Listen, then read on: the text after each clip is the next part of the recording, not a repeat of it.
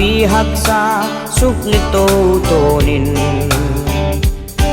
Bali tol kaka mitte avai sota Nung sinmang bat mituy kabyang ahong dua Tau pa o kakituy malten ng honlayi Tol damma kopi o tol damma kopi Nalimnoaya bukim na puan topi siling Bisyang thâu tiling diam diamu Kakros pua kazot siangin Takan pasol bang ben Tol damatut kolin ling dentanin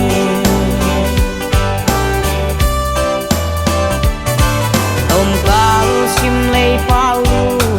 Lau huay laka Kakakim di in him sin loya Lay kim gen thế na Tê quang siêu mạ lên rồng Kina tốt tua có pin kê hông nêm xe Kahin na gây chan la met na bukim ta di Tol dam na kopi O tol dam na kopi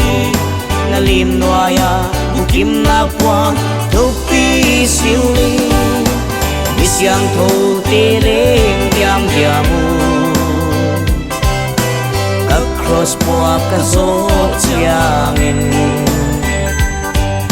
Takan pasol bang ben Tol damatut kolin ling dentanin